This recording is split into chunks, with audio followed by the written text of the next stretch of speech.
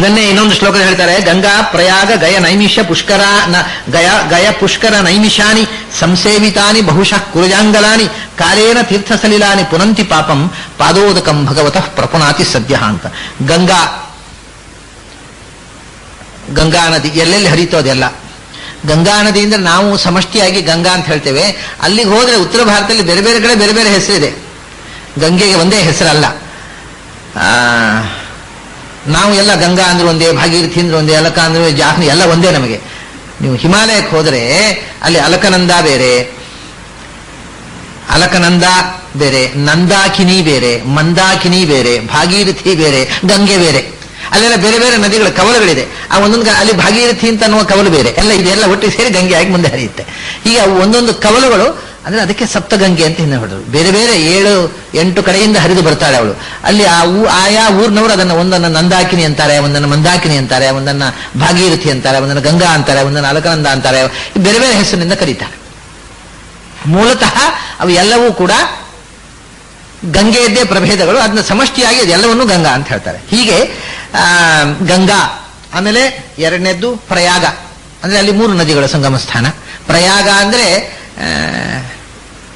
ಅಂದ್ರೇನೆ ಜೊತೆ ನದಿಗಳ ಸಂಗಮ ಸ್ಥಳ ಅಂತ ಅರ್ಥ. ಇವಾಗ ನಾವು ಬದಲಿ ಹೋಗಬೇಕಾದ್ರೆ ದೇವಪ್ರಯಾಗ, ನಂದಪ್ರಯಾಗ, ಕರ್ಣಪ್ರಯಾಗ, ವಿಷ್ಣು ಪ್ರಯಾಗ ಇವೆಲ್ಲ ಸಿಗ್ತವೆ. ಅಲ್ಲೆಲ್ಲ ಆ ಪ್ರಯಾಗ ಅಂದೇನು, ಗಂಗೆ 2 ಕವಲುಗಳು ಒಟ್ಟಿಗೆ ಸೇರಿದಲ್ಲಿ ಇದೆ. ನಂದಪ್ರಯಾಗ ನಂದಾಕಿನಿ ಮತ್ತು ಅಲಕನಂದ ಒಟ್ಟಾಗುವುದು. ಹೀಗೆ 2 ನದಿಗಳು ಒಟ್ಟಾಗುವ ಜಾಗಕ್ಕೆ ಪ್ರಯಾಗ ಅಂತಾರೆ. ಅಂದ್ರೆ ಪ್ರಯಾಗ ಇಲ್ಲಿ 3 ನದಿಗಳು ಒಟ್ಟಾದದ್ದು ಪ್ರಸಿದ್ಧವಾದ ಪ್ರಯಾಗ. ಅದು ಯಾಕೆ ಬಂತು? ಪ್ರಯಾಗ ಅಂದ್ರೆ ಒಟ್ಟಾಗುವ ಸ್ಥಳ ಯಾಕೆ ಬಂತು ಅಂದ್ರೆ, ಪ್ರಯಾಗ ಅಂದ್ರೆ ಏನು ಶಬ್ದದ ಅರ್ಥ? ಯಜ ದೇವಪೂಜಾ ಸಂಗತಿಕರಣ ದಾನೇಶ್. ಯಾಗ ಅಂದ್ರೆ ಯೋಗ ಅಂತಲೇ ಅರ್ಥ. ಸಂಸ್ಥೆ 2 ಯೋಗ, 2 ಒಟ್ಟಾಗುವ ಜಾಗ ಪ್ರಯಾಗ. 2 ಪ್ರಕೃಷ್ಟವಾದ ನದಿಗಳು ಒಟ್ಟಾಗುವ ಜಾಗ, ಅಥವಾ 2ಕ್ಕಿಂತ ಹೆಚ್ಚು 3 ನದಿಗಳು ಒಟ್ಟಾಗುವ ಜಾಗವನ್ನು ಪ್ರಯಾಗ ಅಂತಾರೆ. ಎಲ್ಲ ಕಡೆ ಪ್ರಯಾಗ ಅಂತ ಶಬ್ದ ಎಲ್ಲೆಲ್ಲಿ ಇದೆ ಅದು 2 ಅಥವಾ 3 ನದಿಗಳ ಸಂಗಮ ಸ್ಥಳ. ಪ್ರಯಾಗ ಅಂದ್ರೆ ಸಂಗಮ ಅಂತಲೇ ಅರ್ಥ, ಸಂಗತಿಕರಣ. ಹೀಗೆ 3 ನದಿಗಳು ಗಂಗಾ, ಯಮುನಾ, ಸರಸ್ವತಿ 3 ನದಿಗಳ ಸಂಗಮ ಸ್ಥಾನವಾಗಿರತಕ್ಕಂಥ ಪ್ರಯಾಗ. ಪುಷ್ಕರ ಅದು ನದಿ, ಅಲ್ಲಿ ಒಂದು ತೀರ್ಥ ಇದೆ. ಇನ್ನೊಂದು ನೈಮಿಷಾರಣ್ಯ. ನೈಮಿಷಾರಣ್ಯ ಅಂತಂದ್ರೆ ಈಗ ಅದನ್ನ ತಪ್ಪಾಗಿ ನೈಮಿಷ ಅಂತ ಹೇಳ್ತಾರೆ. ನೈಮಿಷ ಅಲ್ಲ, ನೈಮಿಷ. ಯರಲವ ಶ, ಮೂರ್ಧನ್ಯ ಶ ಅಲ್ಲ, ತಾಲವ್ಯ ಶ. ಮೂರ್ಧನ್ಯ ಶಾದಲ್ಲೇ ಈಗೆಲ್ಲ ಪ್ರಿಂಟ್ ಮಾಡ್ತಾ ಇದ್ದಾರೆ. ಪುಸ್ತಕ ಪುರಾಣಗಳಲ್ಲೂ ಹಾಗೆ ಪ್ರಿಂಟ್ ಆಗಿದೆ. ವ್ಯಾಖ್ಯಾನವಾಗಿ ಬಿಟ್ಟಿದೆ ಅದಕ್ಕೆ. ನಿಮಿಷ ಮಾತ್ರದಿಂದ ಅಸುರರನ್ನು ಸಂಹಾರ ಮಾಡದ ಜಾಗ ನೈಮಿಷ ಅಂತ ಶಾ ಅನ್ನೋದಕ್ಕೆ ನಿರ್ವಚನವೂ ಆಗಿಬಿಟ್ಟಿದೆ. ಆದರೆ ಅದು ನೈಮಿಷ ಅಂತ ಶಬ್ದ, ನೈಮಿಷಾರಣ್ಯ ಅಂತ. ನೈಮಿಷ ಅಂತ ಆ ಕಾಡಿಗೆ ಯಾಕೆ ಹೆಸರು ಅಂದ್ರೆ, ನಿಮಿಷ ಅಂತ ಅನ್ನೋದು ಒಂದು ಮರದ ಹೆಸರು. ನಿಮಿಷ ಅನ್ನುವ ಮರಗಳು ತುಂಬಾ ಇರುವಂತಹದ್ದು ನೈಮಿಷಾರಣ್ಯ ಅಷ್ಟೇ. ನಿಮಿಷ ಅನ್ನುವ ಮರಗಳು ಒಂದು ವಿಶಿಷ್ಟವಾದ ಮರಗಳು. ಆ ಮರಗಳು ತುಂಬಾ ಇರುವ ಕಾಡಿಗೆ ನೈಮಿಷಾರಣ್ಯ ಅಂತ ಹೇಳ್ತಾರೆ. ಅದಕ್ಕೆ ಯಾಕೆ ನೈಮಿಷ ಮರಗಳು ಇರುವ ಜಾಗವನ್ನೇ ಇವರು ಯಾಕೆ ಇಷ್ಟು ಪುಣ್ಯಕ್ಷೇತ್ರ ಅಂತ ಹೇಳಿದ್ರು ಅಂದ್ರೆ, ಅಲ್ಲಿ ಋಷಿಗಳು ವಾಸ ಮಾಡಿ ತಪಸ್ಸು ಮಾಡಿದ್ರು. ಕಾರಣ ಏನು ಅಂದ್ರೆ, ಅದು ನೈಮಿಷಾರಣ್ಯ ಆದದ್ದರಿಂದಲೇ. ನೈಮಿಷದ ವಿಶೇಷ ಆ ಮರದ ಗುಣ ಏನು ಅಂದ್ರೆ, ಅದರ ತೊಗಟೆಯನ್ನ ನಾರುಡೆಯಾಗಿ ಉಟ್ಟುಕೊಳ್ಳಿಕ್ಕೆ ಬಹಳ ಪರಿಷ್ಕಾರ. ಹೇಗೆ ಈಗ ಭೂರ್ಜ ಪತ್ರ ಬರೀಲಿಕ್ಕೆ ಅನುಕೂಲ, ಅದರ ತೊಗಟೆ, ಭೂರ್ಜ ಪತ್ರದ ತೊಗಟೆ ಏನು ಚಂದ ಬರೆಯುತ್ತೆ. ನಮ್ಮಲ್ಲಿ ಟ್ರಾನ್ಸ್ಪೇರೆಂಟ್ ಪೇಪರ್ಸ್ ಕೂಡ ಅಷ್ಟು ಚೆನ್ನಾಗಿ ಬರೆಯೋದಿಲ್ಲ. ಬ್ಯೂಟಿಫುಲ್, ಪ್ರಕೃತಿ ನಿರ್ಮಿಸಿದ ಹಾಳೆ. ಭೂರ್ಜ ಪತ್ರದಲ್ಲಿ ಬರೆಯುವುದು ಅಂದ್ರೆ ಒಂದು ಆನಂದ. ಅಷ್ಟು ಚೆನ್ನಾಗಿದೆ ಹಾಳೆಗಳು ಸಿಗ್ತವೆ. ಪೇಪರ್ ಶೀಟ್ ಸಿಗುತ್ತೆ ಚೆನ್ನಾಗಿ ಭೂರ್ಜ ಪತ್ರಗಳು.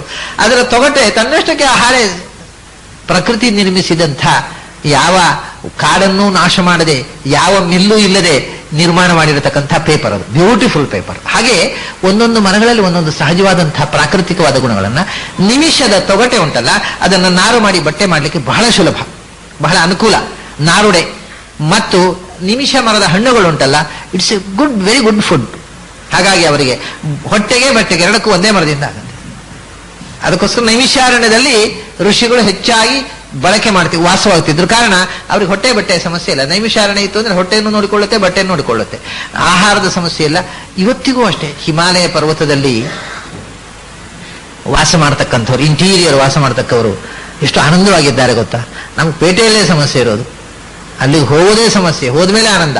ಹೋಗುವುದಕ್ಕೆ ಮನಸ್ಸು, ಅಯ್ಯೋ ಕಷ್ಟ, ಚಳಿ, ಅಲ್ಲಿ ಹಾಗಿರೋದಪ್ಪ ಬೇಡ, ಎಲ್ಲ ಬಿಟ್ಟಲ್ಲಿ ಹೋಗಿ ಹಾಗೆ ಅಂತ. ಅಲ್ಲಿ ಎಷ್ಟು ಆನಂದವಾಗಿದ್ದಾರೆ ಅಂದ್ರೆ ನಾನು ಪ್ರತ್ಯಕ್ಷ ನೋಡಿದ್ದು. ಅಲ್ಲಿ ಇಂಟೀರಿಯರ್ ಕಡೆ ಕೆಲವು ಕಡೆ ಹೋದರೆ ಸಮೃದ್ಧವಾದ ಹಣ್ಣಿನ ಮರಗಳಿವೆ, ಬೇರೆ ಬೇರೆ, ನಿಮಿಷ ಅಲ್ಲ, ಬಾಳೆಹಣ್ಣು ಇರ್ತವೆ, ಕಾಡು ಬಾಳೆಹಣ್ಣು, ಎಂತೆಂಥ ಹಣ್ಣುಗಳು. ಯಾರೂ ಡಿಕ್ಲರೇಷನ್ ಹಾಕಿಲ್ಲ ಆ ಜಾಗಗಳಿಗೆ, ಯಾರು ನನ್ನ ತೋಟ ಅಂತ ತೆಗಿಬೇಡ ಅಂತ ಹೇಳೋರಿಲ್ಲ. ಯಾವ ಹಣ್ಣು ಬೇಕಾದ್ರೆ ಆ ಹಣ್ಣು ತಿನ್ನೋದು. ಆಮೇಲೆ ಇದನ್ನ ನಳ್ಳಿಯಲ್ಲಿ ಯಾವಾಗ ನೀರು ಬರುತ್ತೆ ಕಾಯ್ಬೇಕಾ? ಏನಿಲ್ಲ, ಹರ್ಕೊಂಡು ಹೋಗ್ತಾ ಇದೆ ಗಂಗಾ ನದಿ, ಸಮುದ್ರ ಏನು ಜುಳು ಜುಳು ಜುಳು ಜುಳು ಅಂತ ಸ್ವಚ್ಛವಾದ ನೀರಿನ ಪ್ರವಾಹ ಕೊಚ್ಚಿಕೊಂಡು ಹೋಗ್ತಾ ಇರುತ್ತೆ. ಅಲ್ಲಿ ಎಲ್ಲಿ ನೋಡಿದ್ರೆ ಅಲ್ಲಿ ಆ ನೀರಿನಲ್ಲಿ ಕುಡಿದ್ರು, ಆ ನೀರಿನಲ್ಲಿ ಮಿಂದ್ರು, ಕಾಡಿನಲ್ಲಿ ಬೆಳೆದ ಹಣ್ಣು ತಿಂದ್ರು, ಯಾವುದಕ್ಕೂ ಕಾಸು ಖರ್ಚಿಲ್ಲ, ಆನಂದವಾಗಿರ್ತಾರೆ. ಅದಕ್ಕೆ ಅಡ್ಜಸ್ಟ್ ಆಗಿಬಿಟ್ರೆ ಅಯ್ಯೋ ಇಷ್ಟು ಕಷ್ಟಪಡ್ಬೇಕಾ ಬದುಕಲಿಕ್ಕೆ, ದುಡ್ಡಿನ ಅಗತ್ಯ ಉಂಟು ಬದುಕಲಿಕ್ಕೆ ಅಂತ ಕಾಣುತ್ತೆ ಅಲ್ಲಿ ಬದುಕುವುದನ್ನು ನೋಡಿದ್ರೆ. ಆದರೂ ಮನಸ್ಸಾಗುದಿಲ್ಲ, ಮತ್ತೆ ಪುನಃ ಇಲ್ಲಿಗೆ ಬರ್ತೇವೆ ನಾವು, ಅದು ಕಷ್ಟ ಅಂತ ಕಾಣೋ ಕಡೆ ಈ ಕಷ್ಟವೇ ಸುಖವಾಗಿ, ಆ ಸುಖವೇ ಕಷ್ಟವಾಗಿ ಕಾಣುತ್ತೆ.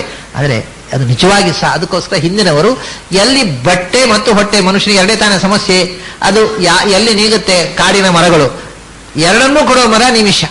ಅದರಿಂದ ನಿಮಿಷಗಳ ಸಮುದಾಯ ಇರತಕ್ಕಂಥದ್ದು ನೈಮಿಷ ಅಂಥ ಕಾಡಿನಲ್ಲಿ ಇರ್ತಿದ್ರು. ಅದನ್ನ ಹಿಂದೆ ಅಲ್ಲಿ ದೊಡ್ಡ ಯೂನಿವರ್ಸಿಟಿಯೇ ಇತ್ತು. ಶೌನಕರು ಆ ಕುಲಪತಿಗಳು, ಚಾನ್ಸಲರ್ ಆ ಯೂನಿವರ್ಸಿಟಿ ಇದ್ದು, ಆ ಶೌನಕರು ಕುಲಪತಿಗಳಾಗಿ ಇಲ್ಲಿ ದೊಡ್ಡ ಗುರುಕುಲ ಇತ್ತು. ಕುಲಪತಿ ಅಂತ ಆಗ್ಬೇಕಾದ್ರೆ 10,000 ವಿದ್ಯಾರ್ಥಿಗಳು ಮಿನಿಮಮ್ ಕಲಿಬೇಕು. ಅಂಥ ಯೂನಿವರ್ಸಿಟಿಗೆ ಅವರು ಕುಲಪತಿಗಳಾದವರನ್ನ ಅದೇ ನಾನು ಕುಲಪತಿ ಅಂತ ಕರೆಯುವುದು. ಶೌನಕರು ಅಂಥ ಒಂದು ವಿದ್ಯಾಲಯವನ್ನು ನಡೆಸ್ತಿದ್ರು, ಅವರು ಕುಲಪತಿಗಳಾಗಿದ್ದರು. 10,000 ವಿದ್ಯಾರ್ಥಿಗಳಿಗೆ ಶಾಸ್ತ್ರ ಪ್ರವಚನ ನಡೀತಿತ್ತು, ಯಜ್ಞಯಾಗಾದಿಗಳು ನಡೀತಿತ್ತು. ಅಲ್ಲಿ ಆ ಶಾಸ್ತ್ರ ಪ್ರವಚನ ನಡೆಯುವ ಯೂನಿವರ್ಸಿಟಿಯಲ್ಲೇ 18 ಪುರಾಣಗಳ ಮೊದಲ ಪ್ರವಚನ ನಡೆದದ್ದು. ಶೌನಕ ಅವರು ಪ್ರಶ್ನೆ ಹಾಕಿ ಅದನ್ನು ಸೂತ ಹೇಳಿರ್ತಕ್ಕಂಥದ್ದು. 18 ಪುರಾಣಗಳ ಆವಿಷ್ಕಾರ ಮೊದಲು ವೇದವ್ಯಾಸರು ತನ್ನ ಶಿಷ್ಯರಿಗೆ ಹೇಳಿದ್ದು ಏನು? ಸೂತನಿಗೆ, ರೋಮಹರ್ಷಣನಿಗೆ ಮತ್ತು ಉಗ್ರಶ್ರವಸಿ ಹೇಳಿದ್ದು, ಅದರ ಆವಿಷ್ಕಾರ ಆದದ್ದು ನೈಮಿಷಾರಣ್ಯದಲ್ಲಿ. ಇಡೀ ದೇಶದ ಜ್ಞಾನ ಮೊದಲ ಆವಿಷ್ಕಾರ ಆಗಿರತಕ್ಕಂಥ ಕ್ಷೇತ್ರ ಅದು. ಅಂದ ಬಹಳ ಪುಣ್ಯಕ್ಷೇತ್ರ. ಇವತ್ತಿಗೂ ನೈಮಿಷಾರಣ್ಯಕ್ಕೆ ಹೋಗ್ತಾರೆ. ಇವತ್ತು ಅರಣ್ಯ ಏನಿಲ್ಲ, ಅದೇನೋ ಊರು ಗಿರ ಆಗಿಬಿಟ್ಟಿದೆ ಅದು. ಆದರೂ ಕೂಡ ಅಲ್ಲಿ ಹೋಗ್ತಾರೆ. ಹೀಗೆ ಗಂಗಾ, ಪ್ರಯಾಗ, ಗಯಾ, ಪುಷ್ಕರ, ನೈಮಿಷಾನಿ, ಸಂಸೇವಿತಾನಿ, ಮತ್ತೆ ಕುರುಜಾಂಗಲಾನಿ. ಕುರುಜಾಂಗಲ ಅಂದ್ರೆ ಕುರುಕ್ಷೇತ್ರ. ಕುರುಕ್ಷೇತ್ರದಲ್ಲಿ 2 ವಿಭಾಗ ಇದೆ. ಕುರುಗಳ ಆಡಳಿತಕ್ಕೆ ಒಳಪಟ್ಟ ಜಾಗ ಮತ್ತು ಅದರಲ್ಲಿ ಕಾಡಿನ ಭಾಗ ಅಂತ. ಜಾಂಗಲ ಅಂದ್ರೆ ಕುರುಗಳ ಆಡಳಿತಕ್ಕೆ ಒಳಪಟ್ಟಂತಹ ಫಾರೆಸ್ಟ್ ಏರಿಯಾ ಅಂತ. ಜಂಗಲ್ ಅಂದ್ರೆ ಕಾಡು. ಅದು ಜಂಗಲ್ ಅಂತ ಇಂಗ್ಲಿಷ್ ಶಬ್ದ ಅಲ್ಲ, ಅದು ಜಂಗಲಂ ಅಂತ ಸಂಸ್ಥೆಯಲ್ಲಿ ಕಾಡಿಗೆ ಹೆಸರು. ಅದೇ ಇಂಗ್ಲಿಷ್ ಜಂಗಲ್ ಆಗಿದೆ ಅಷ್ಟೇ. ಜಂಗಲ್ ಅದು ಹಿಂದಿಯಲ್ಲೂ ಜಂಗಲ್ ಅಂತಾರೆ, ಎಲ್ಲ ಕನ್ನಡದಲ್ಲೂ ಹೇಳ್ತಾರೆ. ಜಂಗಲ್ ಅನ್ನತಕ್ಕಂಥ ಅಷ್ಟೇ ಮೂಲ ಶಬ್ದ ಜಂಗಲಂ ಅಂತ ಅಥವಾ ಜಾಂಗಲಂ ಅಂತ, ಅದು ಸಂಸ್ಕೃತ ಶಬ್ದ, ಕಾಡು ಅಂತ ಅರ್ಥ. ಅದರಿಂದ ಕುರುಜಾಂಗಲ ಅಂದರೆ ಕುರುಗಳು ವಸತಿ ಮಾಡಿರತಕ್ಕ ಕುರುಕ್ಷೇತ್ರ, ಕುರುವಿನ ರಾಜನ ಆಡಳಿತಕ್ಕೆ ಒಳಪಟ್ಟಂತಹ ಜಾಗದಲ್ಲಿ ಫಾರೆಸ್ಟ್ ಏರಿಯಾವನ್ನು ಕುರುಜಾಂಗಲ ಅಂತ ಹೇಳ್ತಾರೆ. ಅದು ಹಿಂದೆ ಈ ಕುರುಕ್ಷೇತ್ರ ಯುದ್ಧದ ಜಾಗದಲ್ಲಿ ಅಲ್ಲಿ ಪಂಚ ತೀರ್ಥಗಳು ಮತ್ತು ವನಗಳು ಇದ್ದವು ಆ ಸುತ್ತಮುತ್ತ. ಅದರಿಂದ ಅದನ್ನು ಕುರುಜಾಂಗಲ ಅಂತ, ಅಂದ್ರೆ ಮರಗಳಿಂದ ತುಂಬಿದ ಕುರುಗಳ ನಾಡು, ಫಾರೆಸ್ಟ್ ಏರಿಯಾ. ಹಿಂದೆ ಈ ವ್ಯವಸ್ಥೆ ಇತ್ತಲ್ಲ, ಒಂದು ಆಡಳಿತಕ್ಕೆ ಒಂದು ಯೂನಿಟ್ ಅಂತ ಆಗಬೇಕಾಗಿದ್ರೆ ಈ 4 ಮುಖಗಳಿರಬೇಕು ಅನ್ನೋದು ಹಿಂದಿನ ಆಡಳಿತದ ವ್ಯವಸ್ಥೆ. ಇದನ್ನ ಕೌಟಲ್ಯ ಹೇಳ್ತಾನೆ. ಏನು ಅಂದ್ರೆ ಒಂದು ಯೂನಿಟ್ ಅಂತ ಆಗ್ಬೇಕಾದ್ರೆ, ಒಂದು ಗ್ರಾಮ ಅಂತ ಆಗಬೇಕಾಗಿದ್ರೆ ಅದನ್ನ 4 ವಿಭಾಗ ಮಾಡ್ಬೇಕಂತ. ಒಂದು ಜನ ವಸತಿ ಇರತಕ್ಕಂಥ ಪ್ರದೇಶ, ಅದು ಸಿಟಿ, ಟೌನ್ಶಿಪ್, ಅದು ಒಂದು ಭಾಗ ಆಯ್ತು. ಬರೇ ಟೌನ್ಶಿಪ್, ಬರೇ ಪೇಟೆ ಮನೆಗಳಿದ್ರೆ ಅದು ಒಂದು ಗ್ರಾಮ ಆಗೋದಿಲ್ಲ. ಆಮೇಲೆ ಅಷ್ಟು ಜನರಿಗೆ ಆಹಾರಕ್ಕೆ ಅಗ್ರಿಕಲ್ಚರಲ್ ಲ್ಯಾಂಡ್, ಅಷ್ಟು ಎಷ್ಟು ಮನೆಗಳಿರ್ತಾವೆ ಅಷ್ಟು ಮನೆಗೆ ಎಷ್ಟು ಅಗ್ರಿಕಲ್ಚರಲ್ ಲ್ಯಾಂಡ್ ಇರಬೇಕು, ಅದರ ವಿಭಾಗ. ಆಮೇಲೆ ಮನೆಗಳಲ್ಲಿ ಪ್ರತಿಯೊಂದು ಮನೆಗಳಲ್ಲಿ ಹಸುಗಳಿವೆ, ಅವುಗಳಿಗೆ ಪ್ಯಾಶ್ಚರ್ ಗ್ರೌಂಡ್, ಹುಲ್ಲುಗಾವಲು. ಆಮೇಲೆ ಈ ಇಕಾಲಜಿ, ಪ್ರಕೃತಿಯ ಬ್ಯಾಲೆನ್ಸ್ ಮಾಡೋದಕ್ಕೋಸ್ಕರ 25% ಕಾಡು. ಹಾಗಾದ್ರೆ ಒಂದು ಗ್ರಾಮ ಅಂತ ಆಗ್ಬೇಕಾಗಿದ್ರೆ 25% ಕಾಡು, 25% ಅಗ್ರಿಕಲ್ಚರಲ್ ಲ್ಯಾಂಡು, 25% ಪ್ಯಾಶ್ಚರ್ ಲ್ಯಾಂಡ್, ಸುಮಾರಾಗಿ ಪರ್ಸೆಂಟೇಜ್ ಹೇಗೆ 25% ಮನೆಗಳು. ಇದು ಇಷ್ಟು ಇದ್ರೆ ಒಂದು ಗ್ರಾಮ ಅಂತ. ಅಂದ್ರೆ ಯಾವುದೇ ಒಂದು ಗ್ರಾಮ, ಒಂದು ನಗರ ಆಗಬೇಕಾದ್ರೆ ಅದರಲ್ಲಿ ಜಾಂಗಲ ಅಥವಾ forest land was A must. ಹಿಂದೆ ಭಾರತದಲ್ಲಿ ಇದು ರಾಜಕೀಯ ವ್ಯವಸ್ಥೆಯಲ್ಲಿ ಇತ್ತು, ಈಗಲೂ ರೆಕಾರ್ಡ್ನಲ್ಲಿದೆ. ನೆಲದಲ್ಲಿ ಕಾಡಿಲ್ಲ, ಎಲ್ಲ ಮಾರಿ ಒಡೆದು ಕರೆದು ಮರದು ದುಡ್ಡು ಮಾಡಿದ್ರು ಗುಟ್ಟಿನಲ್ಲಿ ಲಾರಿಯಲ್ಲಿ ಸಾಗಿಸಿದ್ರು. ಆದರೂ ಗವರ್ಮೆಂಟ್ ರೆಕಾರ್ಡ್ನಲ್ಲಿ ಕಾಡಿದೆ. ಅದು ಹೇಗೆ ಅಂದ್ರೆ ನಿಮ್ಗೆ ಮೊನ್ನೆ ಇತ್ತೀಚೆಗೆ ನಡೆದ ಕಥೆ ಗೊತ್ತಿರ್ಬೋದು, ಆಚಾರ್ಯರ ಜನ್ಮಭೂಮಿ ಪಾಜಕ ಕ್ಷೇತ್ರ ನಡೆದ ಕಥೆ. ಅಲ್ಲಿ ಬಂಡೆ ಹೊಡಿತಾ ಇದ್ದಾರೆ ಕಾಂಟ್ರಾಕ್ಟರ್ಸು. ಸರ್ಕಾರ ಕಾಗದ ಹಾಕಿದ್ರೆ 10 ವರ್ಷ ನಡೆದಿದೆ, ಅದು ಸರ್ಕಾರ ಕಾಗದ ಹಾಕಿದರೆ ಅಲ್ಲಿ ಬಂಡೆ ಹೊಡಿತಾ ಇಲ್ಲ ಅಂತ ನಮ್ಮ ರೆಕಾರ್ಡ್ ಹೇಳ್ತದೆ ಅಂತ. ಅವ್ರು ರೆಕಾರ್ಡ್ನಲ್ಲಿ ಹೊಡಿತಾನೆ ಇಲ್ಲ, ನೀರು ಮಾಡಬೇಕು. ಅಲ್ಲಿ ಬಂಡೆ ಹೊಡಿತಾ ಇಲ್ಲ, ಏನೂ ಕಾರ್ಯಕ್ರಮ ನಡೀತಾ ಇಲ್ಲ, ಬಂಡೆ ಸುರಕ್ಷಿತವಾಗಿದೆ ಅಂತ ನಮ್ಮ ಕಣ್ಣಿಗೆ ನಾವು ನೋಡ್ತಾ ಇದ್ದೀವಿ. ಅಲ್ಲಿ ದಿನ ಹೊಡಿತಾ ಇದ್ದಾರೆ, ಅದನ್ನ ಪುಡಿ ಮಾಡ್ತಾ ಇದ್ದಾರೆ, ಕ್ರಷರ್ ತಂದು ಪುಡಿ ಮಾಡಿ ದುಡ್ಡು ಕೋಟಿಗಟ್ಟಲೆ ದುಡ್ಡು ಮಾಡ್ತಾ ಇದ್ದಾರೆ ಜನ ಬಂಡೆ ಹೊಡೆದು. ಇವರ ರೆಕಾರ್ಡ್ನಲ್ಲಿ ಅಲ್ಲಿ ಬಂಡೆ ಹೊಡಿತಾನೆ ಇಲ್ವಂತೆ. ಏನ್ ಹೇಳ್ಬೇಕು ಇವರಿಗೆ? ಸರ್ಕಾರದ ರೆಕಾರ್ಡ್, ನಮ್ಮ ರೆಕಾರ್ಡ್ ಪ್ರಕಾರ ಅದು ಸುರಕ್ಷಿತವಾಗಿದೆ. ನೀವು ಬರ್ರಿ, ನಿಮ್ಮ ರೆಕಾರ್ಡ್ ಏನಾಗಿ ಎಷ್ಟು ಸುರಕ್ಷಿತವಾಗಿದೆ ಅಂತ ಬಂದು ನೋಡ್ರಿ ಅಂದ್ರೆ ನೋಡ್ಲಿಕ್ಕೆ ಪುರುಸೋದಿಲ್ಲ ಅವರಿಗೆ. ವಿ ಹ್ಯಾವ್ ನೋ ಟೈಮ್ ಅಂತಾರೆ ಚೀಫ್ ಮಿನಿಸ್ಟ್ರು, ಪುರುಸೋದಿಲ್ಲ ಅಂತಾರೆ ಬರ್ಲಿಕ್ಕೆ. ಅದರಿಂದ ಹೀಗೆ ಸರ್ಕಾರದ ಪ್ರಕಾರ ಅದು ಸುರಕ್ಷಿತ, ಏನು 1 ಇಂಚು ಅಲ್ಲಿ ಬಂಡೆ ಹೊಡಿಲೇ ಇಲ್ಲ ಅಂತೆ. ರಾಷ್ಟ್ರಪತಿಗಳಿಂದ ಪತ್ರ ಬಂದಿದೆ. ನಾವಲ್ಲಿ ಉಡುಪಿಯಿಂದ ರಾಷ್ಟ್ರಪತಿಗಳಿಗೆ ಇಲ್ಲೇ ಎಲ್ಲ ಕಂಪ್ಲೇಂಟ್ ಮಾಡಿದ್ದಕ್ಕೆ, ಇಲ್ಲ DC ಗೆ ಹಾಕಿದರೆ ಬಂಡೆ ಹೊಡಿಲೇ ಹೋಯ್ತಾ ಇಲ್ಲ, ಅದು ಸುರಕ್ಷಿತವಾಗಿದೆ ಅಂತ ಬಂತು. ರಾಷ್ಟ್ರಪತಿಗೆ ಕಂಪ್ಲೇಂಟ್ ಮಾಡಿದರೆ ರಾಷ್ಟ್ರಪತಿಯವರು ರಾಜ್ಯ ಸರ್ಕಾರ ಕಾಗದ ಬರೆದರು, ಹೀಗೆ ಬಂಡೆ ಹೊಡಿತಾ ಇದೆ ಅಂತ ಏನು ಅಂತ ನನಗೆ ವಿವರ ತಿಳಿಸಿ ಅಂತ.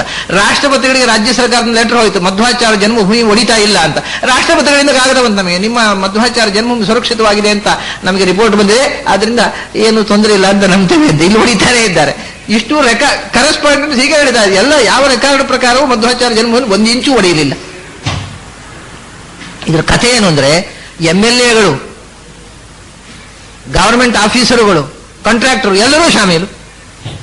ಚೀಫ್ ಮಿನಿಸ್ಟರ್ ರಿಪೋರ್ಟು ಅಲ್ಲಿ ಅಲ್ಲಿ ಅಲ್ಲಿ ಏನು ಆಗ್ತಾ ಇಲ್ಲ ಸರ್, ನಾನು ಎದುರೇ ಚೀಫ್ ಮಿನಿಸ್ಟರ್ ಹೇಳಿದವರು PA ಈಗ ಫೋನ್ ಮಾಡಿದೆ ಸರ್, ಅಲ್ಲಿ ಏನು ಹೊಡಿತಾ ಇಲ್ಲ ಅಂತೆ. ಚೀಫ್ ಮಿನಿಸ್ಟರ್ ಹೋಗಿ ಹೇಳಿದ, ಅಲ್ಲಿ ಇನ್ನು ನೀವು ಆರ್ಡರ್ ಮಾಡಿದ್ರಿ ಇನ್ನು ಹೊಡಿತಾ ಇದ್ದಾರೆ ಅಂದ್ರೆ, ಅವ್ರು ಚೀಫ್ ಮಿನಿಸ್ಟರ್ ಹೇಳಿದ್ರು, ಏನ್ರಿ ಅದು ಫೋನ್ ಮಾಡ್ರಿ DC ಗೆ, ಅಲ್ಲಿ ಒಂದು ವೇಳೆ ಈಗಲೂ ಹೊಡಿತಾ ಇದ್ರೆ ಲೆಟ್ ದೆಮ್ ಅರೆಸ್ಟ್ ಅಂತ ಹೇಳಿದ್ರು. ಲೆಟ್ ದೆಮ್ ಅರೆಸ್ಟ್ ಇದು ಶಬ್ದ ನಾನು ಕೂತಿದ್ದಾಗ ಅವ್ರು ಹೇಳಿದ ಶಬ್ದ ಚೀಫ್ ಮಿನಿಸ್ಟರ್. ಅಲ್ಲ, ಕರ್ನಾಟಕದಲ್ಲಿ ಸರ್ಕಾರ ಹೇಗಿದೆ ಅಂತ ನಿಮ್ಗೆ ಸ್ವಲ್ಪ ಗೊತ್ತಾಗಲಿ. Let them arrest chief minister ಹೇಳಿದ್ರು. ಇವನು ಎಸ್ ಸರ್ ಅಂತ ಸೆಕ್ರೆಟರಿ ಹೋಗಿ ಫೋನ್ ಮಾಡಿದ, ಏನು ಫೋನ್ ಮಾಡಿದ ಗೊತ್ತಿಲ್ಲ, ಬಂದು ಇಲ್ಲ ಅಂತ ಸರ್ ಸ್ಟಾಪ್ ಆಗಿಬಿಟ್ಟಿದೆ, ಅಲ್ಲಿ ಅರೆಸ್ಟ್ ಮಾಡೋ ಪ್ರಶ್ನೆ ಇಲ್ಲ, ಅಲ್ಲಿ ಹೊಡೆಯುವ ಕೆಲಸವೇ ನಿಂತು ಹೋಗಿದೆ ಅಂತ ಇವತ್ತಿಗೂ ಹೊಡಿತಾ ಇದ್ದಾರೆ. ಬಹಳ ಆಶ್ಚರ್ಯ ಏನು ಅಂದ್ರೆ, ಹೈಯೆಸ್ಟ್ ಅಧಿಕಾರಿಗಳ ತನಕ ನಾವು ಹೋಗಿ ಮಾತಾಡಿ ಆಯ್ತು, ಅವ್ರು ಎಲ್ಲರೂ ಕಬೂಲ್ ಆಗ್ತಾರೆ, ಅದರಿಂದ ಅಲ್ಲಿ ನಿಲ್ತಾ ಇಲ್ಲ. ಸರ್ಕಾರಕ್ಕೆ ಒಂದು ಸಣ್ಣ ಬಂಡೆ ಹೊಡೆಯುವ ಕೆಲಸವನ್ನು ನಿಲ್ಲಿಸುವ ತಾಕತ್ತಿಲ್ಲ. ಅವನ contractor is stronger than government. ಏನ್ ಮಾಡ್ತೀರಾ ಇದಕ್ಕೆ? ನಮ್ಮ ರೆಕಾರ್ಡ್ನಲ್ಲಿ ದೇಶದಲ್ಲಿ 30% ಕಾಡಿದೆ. 30% ಆದರೆ ಕಾಡಿನ ನೆಲದಲ್ಲಿ ನಮ್ಮ ಭೂಬಂಡ ಜಿಯೋಗ್ರಾಫಿಕಲಿ ಹೋಗಿ ನೀವು ನೋಡಿದ್ರೆ 10% ಕಾಡಿಲ್ಲ. ರೆಕಾರ್ಡಿನ 30% ಮೇಲೆ ಕಾಡಿದೆ. ಜಾಂಗಲಂ, ಕುರುಜಾಂಗಲಂ, ಕುರುಗಳ ವನಪ್ರದೇಶ, ಇವೆಲ್ಲ ಕಾಲೇನ ತೀರ್ಥ ಸಲಿಲಾನಿ ಪುನಂತಿ ಪಾಪಂ, ಇವೆಲ್ಲ ಪುಣ್ಯಕ್ಷೇತ್ರಗಳು. ಕುರುಕ್ಷೇತ್ರ, ನೈಮಿಷ, ಗಂಗೆ, ಪ್ರಯಾಗ ಬಹುಶಃ ಸಂಸೇವಿತಾನಿ, ಅನೇಕ ಬಾರಿ ಪದೇ ಪದೇ ಸೇವಿಸಿದರೆ, ಬಹಳ ಕಾಲ ಸೇವೆ ಮಾಡಿದರೆ ಪುನಂತಿ ಪಾಪಂ, ನಮ್ಮ ಪಾಪವನ್ನು ನಾವು ಪರಿಹರಿಸಬಲ್ಲವು ಬಹಳ ನಿಧಾನವಾಗಿ. ಪಾದೋದಕಂ ಭಗವತಃ, ಭಗವಂತನ ಪಾದೋದಕ ಅದು ಪ್ರಪುನಾತಿ ಸದ್ಯ, ಅದನ್ನು ನಾವು ಹೊಟ್ಟೆಗೆ ಹೋಗುವಾಗಲೇ ಅದು ಶುದ್ಧಿ ಮಾಡಿಕೊಂಡೇ ಹೋಗ್ಬಿಡುತ್ತೆ. ಗಂಗಾದಿ ತೀರ್ಥಗಳು ಜೀವಮಾನವೆಲ್ಲ ಸೇವೆ ಮಾಡಿದರೆ ಪರಿಹರಿಸಬಹುದಾದ ಪಾಪವನ್ನ ವಿಷ್ಣು ಪಾದೋದಕ ಒಳಗೆ ಹೋದಾಗ ಬಂದು ಮಾಡುತ್ತೆ.